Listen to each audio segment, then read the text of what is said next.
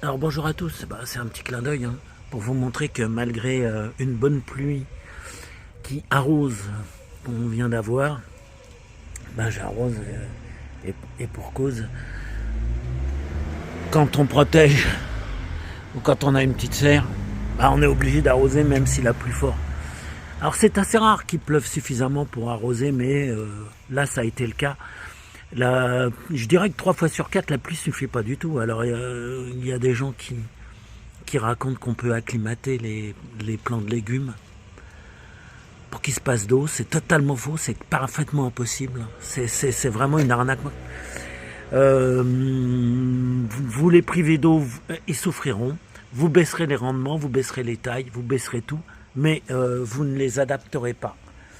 S'il était possible d'adapter les plantes, la grande spécialiste de l'adaptation, on la connaît, c'est la nature elle-même, et elle n'y est pas arrivée. Sinon, il n'y aurait pas ce problème de faim dans le monde, vous imaginez bien. Donc ne croyez pas des âneries pareilles, il faut arroser et beaucoup arroser. Alors moi, j'ai pas assez d'eau. Regardez, vous savez ce que c'est ça? Je vais vous montrer. Voilà.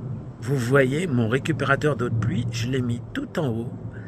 Et regardez bien ce tuyau qui descend. Voilà. Il passe dans le sol ici. Et il ressort ici, regardez. Et il remonte.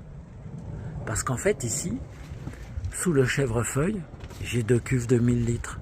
Et ça se remplit donc tout seul par gravité grâce au système des vases communicants. J'ai un petit programmateur qui évite que quand je remplisse mes arrosoirs ou quand j'arrose, j'oublie de le fermer et que les cuves se vident. C'est du vécu. Donc avec le petit programmateur manuel, mécanique, je peux régler le temps d'écoulement. Des fois ça déborde un peu, mais au moins ça dure pas trop longtemps. Et puis j'ai ce genre de bidon que je coupe ainsi. Ça se remplit super bien. J'ai une réserve d'eau. Ça m'évite d'avoir à attendre. Ça m'évite d'avoir à attendre pour remplir un arrosoir ou un bidon. Que l'écoulement se fasse, parce que des fois c'est un peu lent. Il y a des crépines, il y a des algues qui s'y mettent, ça arrive. Donc voilà ce que je voulais vous dire. Ne vous retenez pas sur l'arrosage. Plus vous allez limiter l'arrosage et moins vous récolterez. Il n'y a aucun échappatoire. Ne croyez pas les influx en erreur. Tous des acteurs payés pour raconter n'importe quoi juste pour vous hameçonner et vous vendre quelque chose en fin de compte. Allez, je vous dis à bientôt.